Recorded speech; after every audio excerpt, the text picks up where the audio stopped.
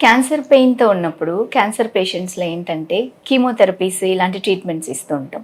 వీటి వల్ల నాజియాగా ఉండటం లేదా ఎక్కువ వామిటింగ్స్ అవ్వటం చూస్తూ ఉంటాం. ఇలా ఎక్కువ వామిటింగ్ అవ్వటం దీనివల్ల ఎక్కువ ఫుడ్ తీసుకోలేరు అండ్ డీహైడ్రేషన్ ఎక్కువ వస్తుంది. ఎలక్ట్రోలైట్ ఇంబాలెన్సెస్ వస్తూ ఉంటాయి. ఏదైనా కొంచెం ఫుడ్ తీసుకున్నా కూడా వామిటింగ్స్ అనేవి ఎక్కువ ఉంటాయి.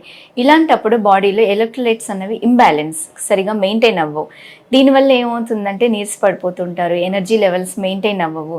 అదే కాకుండా మజిల్‌లో క్రాంప్స్ వస్తూ ఉంటాయి, మజిల్స్ పట్టేస్తూ ఉంటాయి. ఎక్కువగా పిక్కల్లో చూస్తూ ఉంటాం. ఈ పిక్క కండరాలు ఏంటంటే రాత్రి నిద్రపోయినప్పుడు పట్టేస్తూ ఉంటాయి. దీనివల్ల నిద్ర డిస్టర్బ్ అవ్వటం.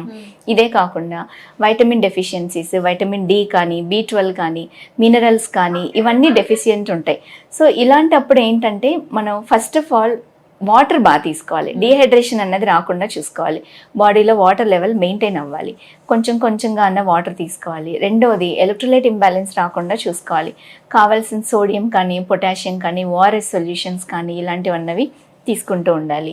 అండ్ వైటమిన్ డి కానీ, వైటమిన్ బి12స్, మిగతా వైటమిన్స్ కానీ, మినరల్స్ కానీ, మైక్రోన్యూట్రియంట్స్ కానీ ఇవన్నీ రెగ్యులర్గా తీసుకోవటం వల్ల మనం ఈ క్యాన్సర్లో ఫైట్ చేసేటప్పుడు ఈ క్యాన్సర్ ట్రీట్మెంట్స్ అన్నవి టాలరేట్ చేయటానికి కానీ, సర్జరీ అయినప్పుడు ఆ పెయిన్ని ఫేస్ చేయటానికి కానీ, క్యాన్సర్ పెయిన్లో జరిగే ఇన్ఫ్లమేషన్ని స్టాప్ చేయటానికి కానీ మనం ఫైట్ చేసే కెపాసిటీ అన్నది వస్తుంది.